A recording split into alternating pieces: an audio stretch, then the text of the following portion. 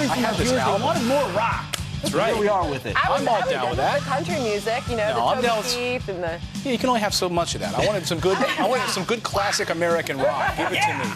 Maria Bartiromo is here, host of Sunday Morning Futures, right here, right after our show. Nice to see you this morning. And Mornings with Maria on the Fox Business Network. Right, thank you. Can't forget that. You know, you obviously been diving into these big jobs numbers, the economy numbers, the Dow numbers over the past few weeks. And we had Peter Marisi on the show earlier this morning, and he was talking about some of the economic advantages and things that he's been able to do under this administration. He tweeted this morning while we were up early. The president did. The president did. And the president later then tweeted this. He said, the fake news MSM doesn't report the great economic news since Election Day.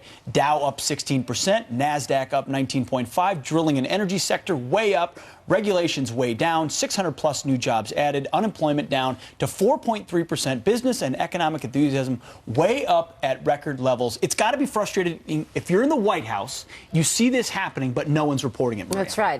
And things are definitely getting better. We see that not only from the numbers, the monthly numbers that we're watching, but also just from sentiment. You're seeing profits in the first quarter up 15%. That was a big number. Even more important than profits for the first quarter was revenue growth, because, you know, with profits, you could always say, well, we cut costs. It wasn't really end market demand. But you can't lie with revenue growth. Revenue growth was up 8% in the first quarter. That's a real positive. It's showing you that the area of the economy that was really in recession before Donald Trump, and that was the business area, businesses are feeling a little more confident to loosen it up a little, to invest in their business and hire new workers. And that's a big deal. Andy Puzder was here yesterday making that very same point. He's the CEO of a major restaurant chain.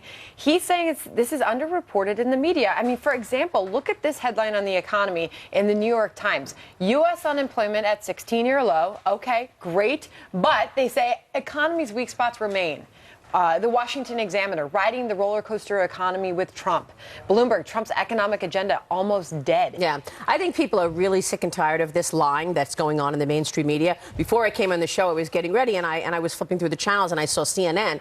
And I see on CNN they've got White House in crisis. The White House is not in crisis. In fact, if anything, Jim Comey just blew up the narrative of a Russian probe and collusion between the Trump administration. I mean, frankly, three things came out of that Comey hearing. Number one, Jim Comey was a leaker, and he's leaking all this stuff while allowing the media to report stories that there's conversations between Trump and the Russians, which were non-existent. Number two, Loretta Lynch is an obstructionist. She tried to obstruct the investigation of Hillary Clinton by saying, "Where's that? Call it a matter, not an investigation." And number three, Donald Trump is not under investigation, and he was never. That's which is the one something thing we've that been saying on the Fox Business Network for months right now. And I'm telling you, the Republicans are looking at this as vindication, but you're seeing all this economic data. It's not being told because of all the noise around Russia. That's exactly what the Dems wanted. You feel like, you said when you walked on the set, you feel like we could be at a turning point. A lot of silence from Democrats after the Comey hearing.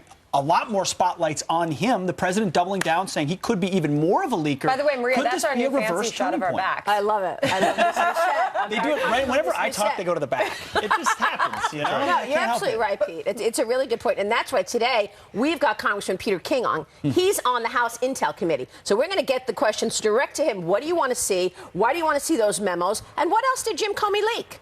Yeah, what I also want to hear is where are Republicans? Are they going to rally around this president? Are they going to start to get things done on the larger scale? We had a number of guests on the show this morning talking about this idea that there's some Republicans still hedging their bet against Donald Trump. Newt Gingrich just made the point. Now's the time. Republicans need to get behind this president. Tax reform, health care infrastructure. Yeah. They're not going to get any help from Democrats. Well, the second guest this morning, we've got Congressman Steve Scalise on, and he's basically going to go through the agenda. Look, they have less than 40 days left, where both the Senate and the House are in the job for legislative reasons. So they have a very small window. But I think they all recognize that, and they all know that they're going to lose seats if they don't get the important legislation done, like tax reform. So Congressman Steve Scalise will join me in the next hour to talk about where they are in health care and taxes. Maria, do you get the whole month of August off?